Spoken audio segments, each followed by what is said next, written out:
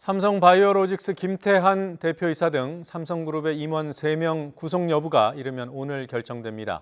이들은 검찰 수사에 앞서서 분식회계 관련 자료를 삭제하거나 은폐하도록 지시한 혐의를 받고 있습니다. 영장심사 결과에 따라 삼성그룹 윗선 수사가 속도를 낼 것으로 보입니다. 법원에 나가 있는 취재기자 연결하죠. 박기환 기자. 네, 서울중앙지방법원입니다. 네, 지금까지는 관련자들 구속영장이 모두 발부가 됐더군요. 오늘 또 어떻게 될지 궁금합니다. 김태한 대표 등에 대한 신문 아직도 진행 중입니까? 네, 그렇습니다. 오전 10시 반에 시작한 김태한 삼성바이오로직스 대표에 대한 신문이 이곳 서울중앙지법에서 3시간째 진행되고 있습니다. 김 대표는 조금 이른 10시쯤 법원에 도착했습니다. 증거인멸을 직접 지시했는지 아니면 윗선 지시를 받았는지 묻는 취재진의 질문에도 아무 답변 없이 굳은 표정으로 법정에 들어갔습니다. 직접 보시죠. 증거인멸 직접 지시하신 겁니까? 위에서 지시 받으신 겁니까? 삼성전자 사업지원 TF 김모 부사장과 삼성전자 박모 부사장 등 2명도 김 대표와 같은 혐의로 함께 영장 심사를 받고 있습니다. 삼성바이오로직스 분식회계 사건과 관련해선 이번이 4번째 구속영장 심사입니다.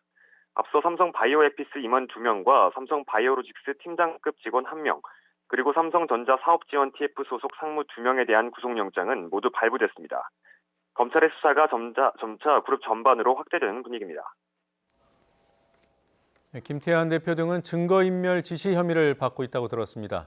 구체적으로 정리를 해볼까요?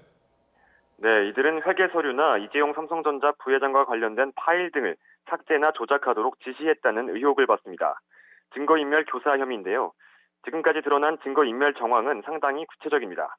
검찰 수사에 앞서 공장 바닥에 공용 서버를 숨기고 직원들의 휴대전화와 노트북에서 이재용 부회장과 관련된 자료를 삭제했습니다. 이와 관련해 앞서 구속된 삼성 임원들은 윗선에 지시가 있었다고 진술한 것으로 전해졌습니다. 하지만 사흘 연속 조사를 받은 김 대표는 부하 직원들이 알아서 합니다며 혐의 대부분을 부인한 것으로 알려졌습니다.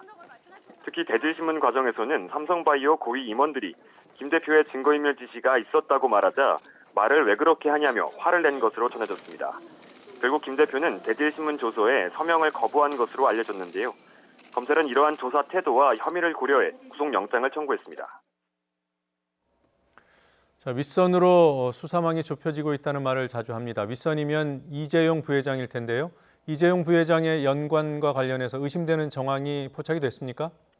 네, 그렇습니다. 검찰은 삼성바이오에피스에서 삭제된 자료를 복구하는 과정에서 이재용 부회장의 통화 음성 파일을 확보했습니다.